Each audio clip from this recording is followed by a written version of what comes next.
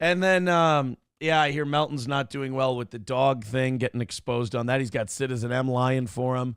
He's not doing very well with the plea deal thing. He was literally begging Nick Rekieta to start streaming yesterday because he's like, no, this plea thing looks like a win for Aaron. It looks like a loss for you. Which, by the way, Patrick's projecting. Nick's got his own problems. Patrick's projecting, and this thing looks like a loss for him. He can't admit it. Even though it's not, dude, it has nothing to do with you. You decided to attach yourself to me. I didn't ask you to. So you got to take it as it comes. But, yeah, he's having a tough time with that whole thing. And it's like, guys, you don't have to have a tough time with this stuff. You can just, when you're taking L after L, you can just do something else. When you make your own boogeyman, you can choose when it stops. Right. You don't have to be so upset about something that has nothing to do with you. Nick won't stream on his own again. Yeah, they talk about him having super tips. I'm like, dude, this is a guy who, you know, by all accounts, it looks like he let his own kid have his drugs. That guy ain't going to let people, like, that guy's not going to make it through super tips. I know the guy. He can't take any criticism. He can't be anything but, like, the coolest guy in the room. The problem is he's not a cool guy. So especially after this stuff came out, he cannot stand the idea of strangers on the internet not liking him or saying anything critical of him, and he just has to grab onto that narrative and control it with dear life. And if you stream, you can't do that. It's going to be a lot of people making, you know, their own calls on what they see, cocaine jokes and shit like that. It's going to be bad. It's going to be bad. So he's not a streamer anymore. I think he's just a full-time trying not to get caught. Come on, guys. This kid just had a powdered wig. He's going to be a full-time trying not to go to prison guy. That's what he's going to be.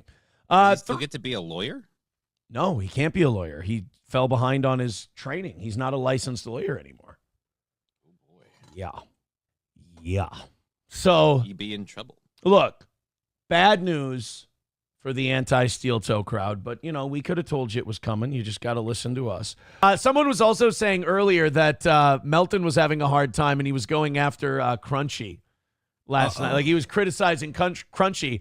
And Crunchy's crime? Giving steel toe money. Oh. Imagine being so salty and just so obsessed and so laser focused that if someone you know what? I couldn't tell you one person who gives that guy money for watching me. I couldn't tell you one person who gives that channel money for enjoying my program and using him as a pass-through. That's not a fair. Like, I hate to bust your balls on this. That's not a fair comparison because you're doing a show about whatever the we're talking about. That's true. Sometimes it's making fun of me, making fun of you, making fun of the news, whatever.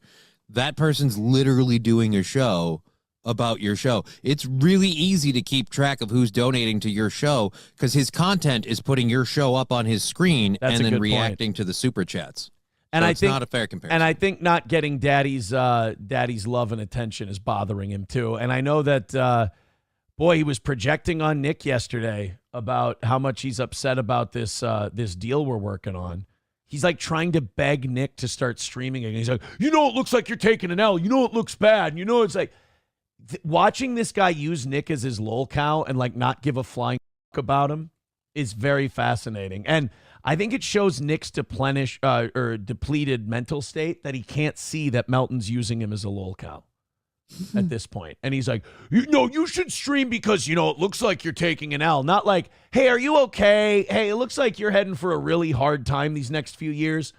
You know, and everything. Are you sure you're doing what's best for you? No. Or Nick, I'm not owning Aaron. I can't just get the upper hand on the guy. Would you help me, please?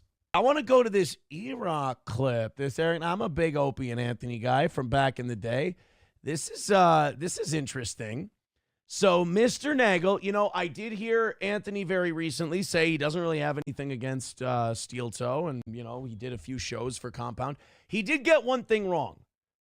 Anthony said Aaron did a few shows for Compound for free. I did 6 episodes of our own show, and we got paid $250 for each one. And then we filled in for Anthony when he was gone 2 or 3 times, and we got paid for those as well. So we did, every time we did something on Compound Media, we got at least $250 for it. I mean, no wonder they went out of business, right? Paying me to do fucking shows. Are you out of your goddamn mind? No, Erock was very good to us. Erock was very cool, and Compound Media took care of us every time we did a show. And we thank Erock, and we thank Anthony for that. But Erock was on somebody's show. I don't know. Misery Loves Clips clipped it. And he was talking about the Opie and Anthony archives. They were like, where the fuck are the Opie and Anthony archives? Well, apparently, according to Eric Nagel, according to longtime producer Erock, he stole them. And this is some brazen shit for Mr. Rock. Eric just came out on this podcast and goes, yeah, I fucking jacked them from Sirius XM when I left. And then he like filled their hard drives with like dummy files. That wasn't the Opie and Anthony shit. This is pretty wild. Let me play this for you. Erock basically admitting to theft from Sirius XM. You know what the great part about this is? Even if Sirius XM wanted to do something about this, they couldn't, because A, they have no interest in playing the O&A archives, and B, that company is circling the drain. I mean, you've got ad revenue just fell off a fucking cliff. Subscriber base keeps going down. They can't make a dime. It's tough sledding. I mean, satellite radio is more obsolete than terrestrial radio at this point. Terrestrial radio will still be around long after satellite's dead because it's coming quick. That wanted to use a clip of O&A in the movie. Sony reached out to me and said, hey, we were told you have the stuff here. What do we have to do to get permission for this stuff? So I said, well, I have this stuff, but I got to see about as far as the Sirius XM stuff goes. Oh, well, they claim they don't own it. What do you mean? So Sony's now telling me that they went to Sirius. Sirius says they don't have it. They don't own it. They want nothing to do with it. Can you send me that correspondence? They sent me those emails. I contact an entertainment lawyer. I go, that's interesting that Sirius XM, boy, they must have really fucking hated those guys. And like, I guess maybe Anthony's firing made him bitter, or maybe they didn't want him. Maybe they inherited him with XM and maybe they were redheaded stepchildren. They never liked him, but Sirius XM didn't want anything to do with the clips. I mean, they could have used them. It would have been free to have an Opie and Anthony channel. You could have thrown, I mean, would you even have to throw those guys any money? I mean, if there was nothing in their contract about owning their archives, then Sirius XM could have done an Opie and Anthony channel for a few years after they were gone and just played the hits. Wouldn't have cost you anything. You could have just put it on the channel. I think Opie and Anthony archives would have been better than the Opie and Jim show that they put on. But Erock finds out that's also got to be a little bit of an ego hit that like Sirius XM is like, yeah, we won't even play you guys for free. We don't want you. I don't think it's good judgment. But then again, we're talking about Sirius XM, the radio company that still thinks Howard Stern's going to pull them out of irrelevance. Here's the thing. Well, who has them? Me.